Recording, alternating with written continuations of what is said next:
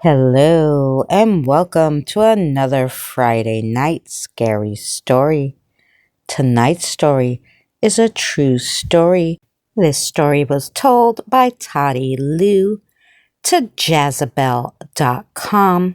It's about her and her husband's worst night of their lives. Without further ado, let's get into tonight's scary story. Tonight's story is called The Mustang. Toddy and her husband were house sitting for a friend in upstate New York, an 1800s house that felt too big for its own silence. Gorgeous, but the kind of place that makes you joke about ghosts so you don't actually think about them. We needed time out of the city, so we took it. It was late afternoon when we hit the mountain roads, narrow, twisting, almost completely empty.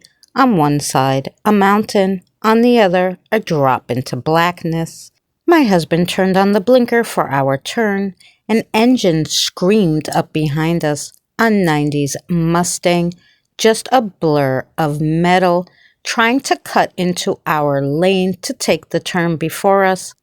My husband yanked the wheel and braked. We stopped with one tire in a ditch, inches from smashing into the mountainside. For a second, the Mustang's wind felt like the brush of something enormous and uncaring. Police lights ripped past us a moment later. We were shaking, but got out of the ditch and kept driving.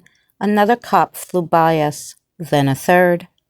A half-mile from the house, the three police cars had pulled over a truck, not the Mustang. The truck driver looked rattled out of his skin. We couldn't imagine how they confused the car with that big truck. We reached our friend's driveway, slowing to open the wooden gate, and then we saw it, the Mustang. It was pulled over to the bushes on the side of the gate. The driver's side door was open, and someone was sitting inside. I yelled to my husband not to stop, but it was too late. He told me, "Get out and open the gate. It will be fine." The night fell suddenly, and it was thick, like it was holding its breath. I tried not to look at the driver, but I did. Pale face, Middle Ages, staring straight at me, blank, focused, like he was trying to memorize me. Maybe even a tiny curl of the lip. I don't know. It felt like he knew exactly where we were going. I opened the gate and hopped back in the car, and we sped up the driveway. We grabbed everything out of the back seat we would need for the night and threw ourselves inside, locked everything that would lock and killed all the lights, pulled every curtain shut. Our friend's two little dogs were shrieking, and from the upstairs window we could still see the interior light of the Mustang glowing, the driver's silhouette motionless. We watched out that window for what felt like forever, almost 2 hours. We didn't see anyone come up to the gate, and we never saw anything move. Eventually, we convinced ourselves we must have missed him driving away. Nerves, exhaustion, shared hallucination or something.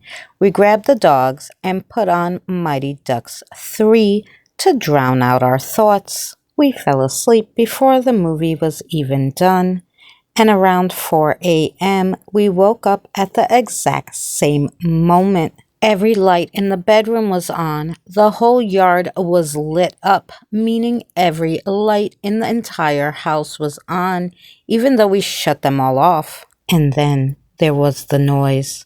A howl. It wasn't super loud, but it was everywhere at once. It was in the walls, in the floorboards, in the mattress. The dogs were barking so loud, they didn't sound like themselves. We grabbed some pathetic, I must say, weapons. I grabbed myself a hammer and my husband a pocket knife, and we stepped out of the bed. The lights in the room began to move, literally move. They brightened one by one in a slow circle. Ceiling, lamp, lamp, ceiling, like something was pacing just outside the edge of our vision. Then all of a sudden, the howling cut off and the room went instantly black. The light under the hallway door glowed, then blinked out. Outside, we saw the porch light flare, then the room below, then another. Then everything died. Every light, backup generator, all of it. The house was as dark as the mountain itself. We decided that neither of us wanted to go down to the basement. We didn't even want to speak about it. Eventually, exhausted, we slipped into a thin, terrified sleep. The next morning, it was like nothing ever happened. The house looked normal. The dogs were fine. We tried to laugh it off, panic, adrenaline, city stress, whatever lie we could reach for. We decided to shake it off and go into town. While we were in town, we heard the townspeople talking about a Mustang that tried to pass a semi-truck on the mountain road the night before. It went too close to the edge, went off the cliff, and the driver died, right around the time that we saw the cops. So now, just who or what sat in the car across from our friend's driveway? We had another week and a half in that house, and we slept with all the lights on every night, the hammer and the little pocket knife, and both dogs. I still haven't told my friend. He's back in his house, and he loves it. And if someone told me that shit, I would move out immediately. Thanks for watching another Friday night spooky campfire story. If you're not subscribed, consider subscribing.